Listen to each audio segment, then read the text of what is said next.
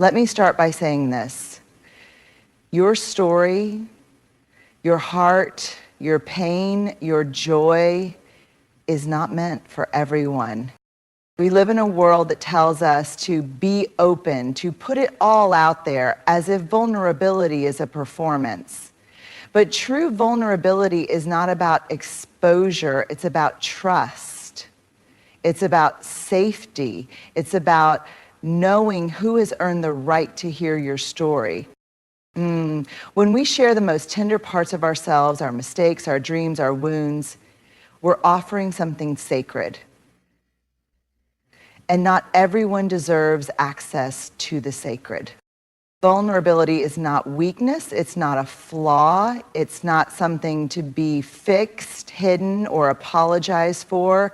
Vulnerability is our most human expression. It's the part of us that says, this is me, unarmored, unedited, real. But here's the thing, just because it's real doesn't mean it belongs everywhere. We've been taught that being vulnerable means sharing everything with everyone, posting our deepest fears online, confessing our personal battles to strangers, speaking before we've processed, and sometimes we do it hoping someone will catch us, will hold our truth with gentleness and say, me too, you're not alone. But when vulnerability becomes performance, when it becomes content, not connection, we strip it of its sacredness. Vulnerability is a sacred act. It is something we offer to those who have proven they can hold it with integrity. It's not for the crowd, it's for the circle. The ones who lean in when things get uncomfortable. The ones who don't weaponize your honesty.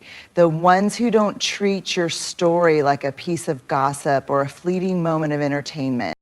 Sharing yourself deeply is a gift, not a transaction. Being vulnerable isn't about being open with everyone. It's about being open with the right people. People who will not just listen, but see you. People who won't just hear your pain, but honor it. That's when vulnerability becomes powerful, when it's protected by discernment. We can't make sacred what we keep scattering carelessly. So if you're holding something tender right now, pain, joy, confusion, grief, pause before you share. Ask yourself, is this person safe for my truth? Not just kind, not just present, but safe. Because when you begin to see your vulnerability sacred, you'll stop handing it to people who haven't earned the right to carry it. And when you treat your story with reverence, you teach others how to treat you too. There's a quiet power in knowing that not everyone deserves access to your inner world. We are taught to be open, to share, to connect. And while connection is one of the deepest human needs, we often forget that connection without discernment is exposure. It's like leaving the front door of your home wide open and wondering why strangers walk in and rearrange the furniture. Your inner world, your thoughts, your fears, your childhood wounds, your hopes that feel too tender to say out loud is not a public park, it's a private garden, and not everyone gets to walk through it. Some people haven't earned the right to know your story, not because you're judging them, but because they haven't shown they can handle it with care. Maybe they've dismissed your feelings in the past. Maybe they've broken confidences or used your openness as a tool to control, manipulate, or gossip. Or maybe they simply don't have the capacity to meet you in that deep place, and that's okay. We often feel pressure to be transparent, as if withholding is dishonest. But there's a difference between being dishonest and being discerning. Setting emotional boundaries isn't about hiding. It's about honoring what's sacred within you and choosing wisely who you let in. Ask yourself, have they held space for me before without judgment? Do they have a track record of keeping my trust? Do I feel more whole or more fragmented after I talk to them? These are the questions we rarely ask ourselves when we're rushing to be liked, to be accepted, or to belong, but they are essential to emotional well-being. Your inner world is layered, complex, beautiful. It's made of lived experiences, heartbreaks, hard-earned wisdom, and dreams you're still growing into. That is sacred ground. And people need to show you, not just tell you, that they can walk that ground respectfully. And here's the truth. Some people may feel entitled to your vulnerability. They may say, "Use to tell me everything," or guilt you with, "I'm your friend, why won't you open up?"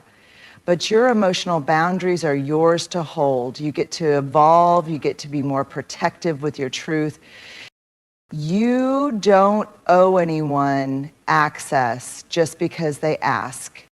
Protecting your inner world isn't being guarded, it's being wise. So give your depth to people who have depth. Share your truth with those who listen with their whole heart. Let your story be met by someone who doesn't just hear you, but gets you. The rest, they can stay outside the gate. With love, but with clarity. We often confuse the two, especially in a culture that celebrates rawness, openness, and telling it like it is. And while those values can be powerful when grounded in truth and trust, they become dangerous when they're mistaken for emotional intimacy. Authenticity is about being real. Oversharing is often about being raw without readiness. There's a difference.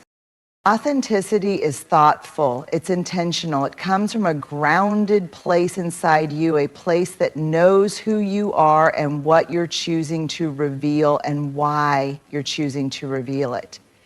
It invites connection, but also respects emotional boundaries, yours and others. Oversharing, on the other hand, is usually reactive. It comes from a place of seeking relief, approval, or control. It can feel like emotional dumping. It's when we spill our deepest pain, trauma, or confusion in places or with people who haven't earned the right to hold it. It often leaves us feeling more exposed than connected, more scattered than seen. And yet oversharing can wear the costume of bravery. It can look like, look how open I am, look how much I trust. But real trust is quiet, it's built slowly. It's not proven by how much we reveal. It's proven by how safe and honest we feel while revealing it. Sometimes when we overshare, we're trying to fast track closeness. We think, if I tell you everything right now, maybe you'll accept me. Maybe I'll matter to you. That's not connection. That's desperation dressed up as disclosure. Authenticity says, I choose to show up as my full self, but I don't need to unpack everything at once. I can have boundaries and still be real. I can be honest and still be wise. Oversharing. If I tell you everything, maybe I won't feel alone. Maybe I'll feel in control. Maybe you'll stay. But the truth is, what we rush to share often becomes a weight we regret carrying later. We all want to be known, but the desire to be known doesn't mean we have to hand over our entire life story in the first conversation. There is strength in being selective. There is clarity in saying, this part of me is still healing, I'm not ready to share it yet. There's a difference between being expressive and being exposed. And here's the beauty of it. Authenticity doesn't need to be loud to be powerful. It doesn't need a stage or a social media post. Sometimes it's just a quiet moment of truth with someone who's earned your trust. Sometimes it's telling yourself the truth before anyone else hears it. So before you speak, pause. Ask, am I sharing to connect or to relieve pressure? Am I grounded in this truth or still bleeding from it? Is this person capable of holding what I'm about to give them? Because when you know the difference between oversharing and authenticity, you begin to show up in your life with more clarity, more confidence, and more peace. We often think of trust as something grand, something earned through heroic gestures or monumental decisions. But the truth is, trust is built in small, ordinary moments. Quiet, almost forgettable moments, the ones that don't make headlines but make a lasting difference in the heart. Trust doesn't arrive all at once. It's not a switch that gets flipped. It grows layer by layer, word by word, action by action over time. It begins in subtle ways. Someone remembers your favorite tea. They notice when your energy feels off and gently ask, "Are you okay?" They follow through on something small, like texting when they said they would. They laugh with you, not at you. They keep your confidence without being reminded.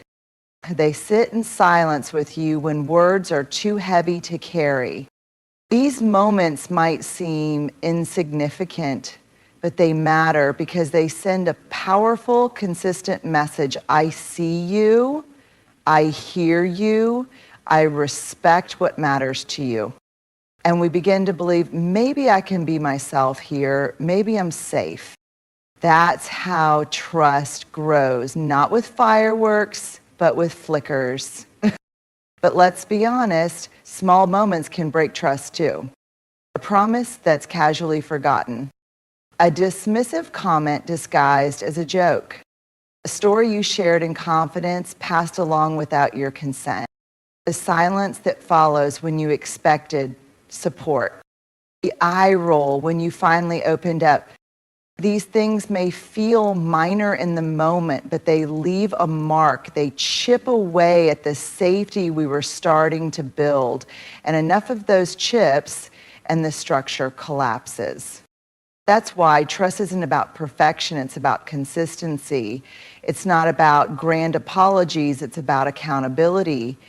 It's the difference between I'm here for you and actually showing up when it counts, even in the smallest way. It also works both ways.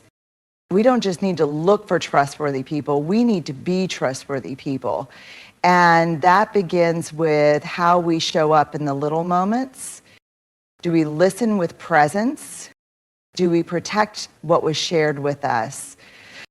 Do we remember what matters to the people we care about? Do we respond with empathy rather than fix-it mode? Because every interaction, no matter how small, is a vote for or against trust. And here's something most people forget. You build trust with yourself the same way. When you keep your own promises, when you honor your intuition, when you treat your emotions with respect instead of shame, those small moments where you choose yourself, even quietly, that's self-trust in action. So the next time you wonder whether you can trust someone or whether they can trust you, don't just look at the big things. Look at the little ones. The way they pause to listen, the way they hold your story without trying to fix it, and the way they say, I don't have the answers, but I'm here. Because trust isn't built with one big act. It's built in the small, ordinary, unremarkable moments that, when added together, become everything. We live in a culture that often glorifies loudness. Say it all, share it now, speak your truth. Always.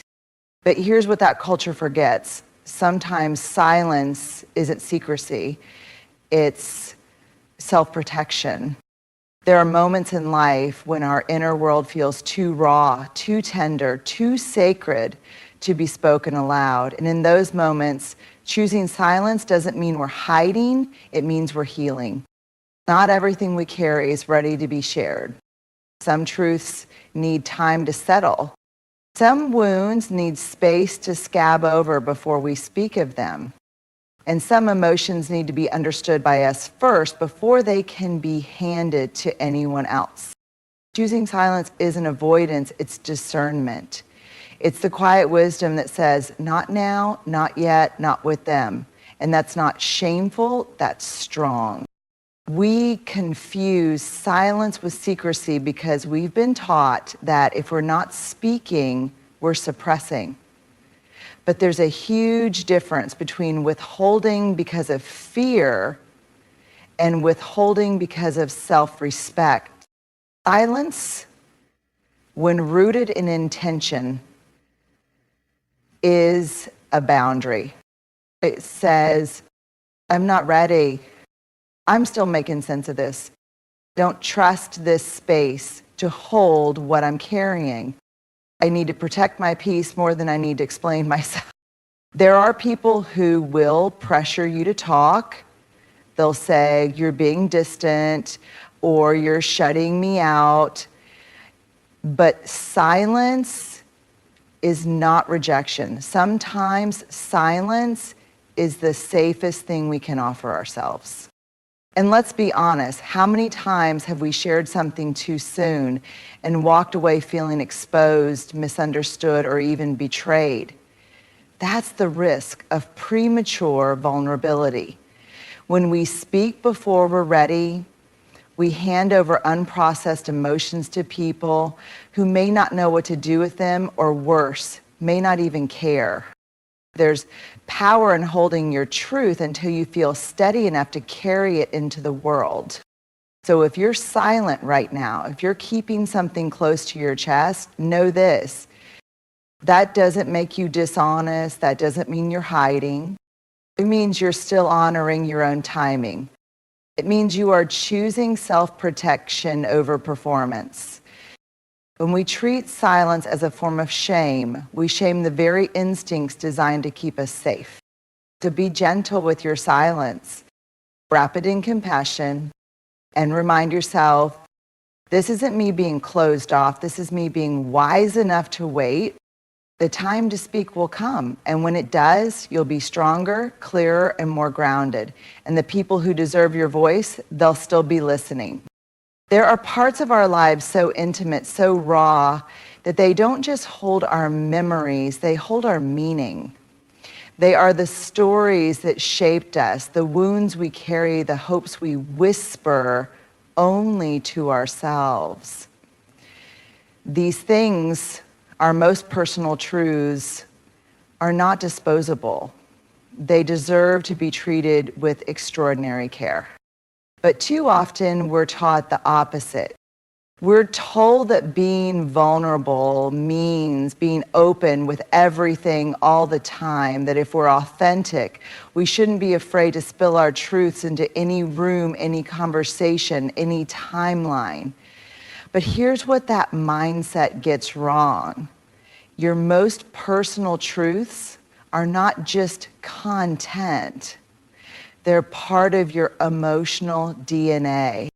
They are not meant to be offered casually or consumed quickly. They are not meant to be passed around or dissected by people who don't understand what it took to survive them. Just like we wouldn't hand someone a fragile piece of glass without saying, be careful, it's delicate, we shouldn't hand people our deeply personal stories without asking, can they hold this with care? Do they have the depth, the empathy, the maturity to receive this well? Some things deserve to be kept close, not because we're ashamed of them, but because they are precious. There is sacredness in privacy. And that's something our fast, noisy, oversharing culture often forgets.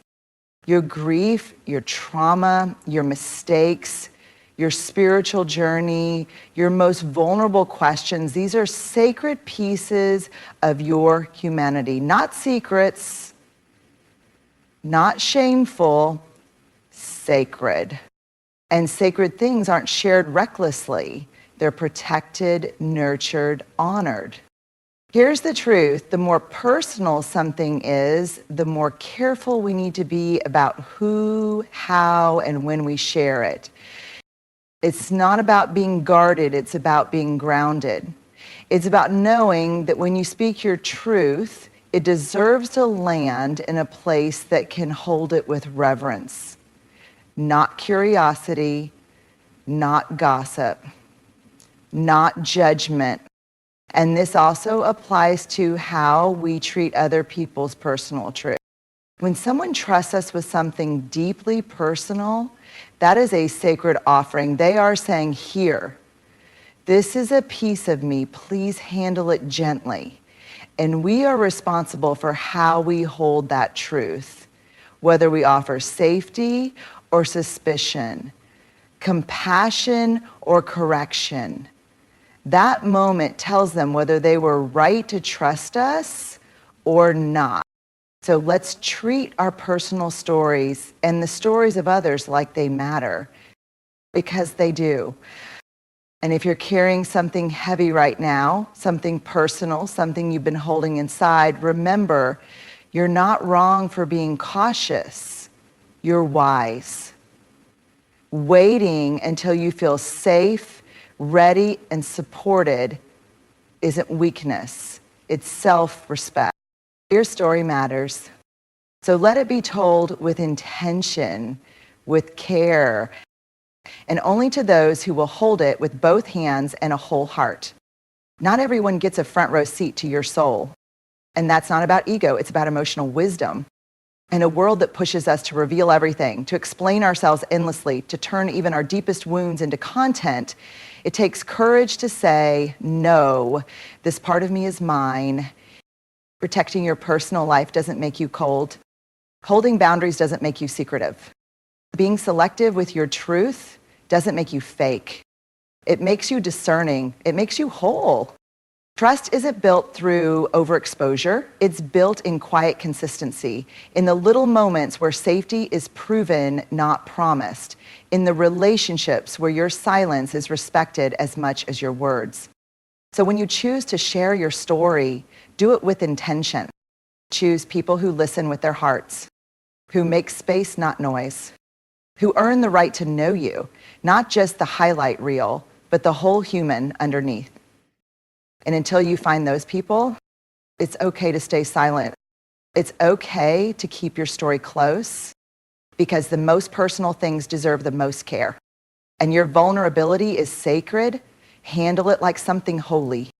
You don't owe anyone access to the parts of you still healing. You don't owe anyone an explanation for your quiet. You owe yourself the dignity of being protected by your own boundaries. So stand in that truth.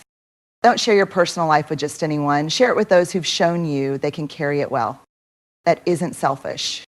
That's how we love ourselves back into safety. That's how we build real connections, slowly, intentionally, and always with care.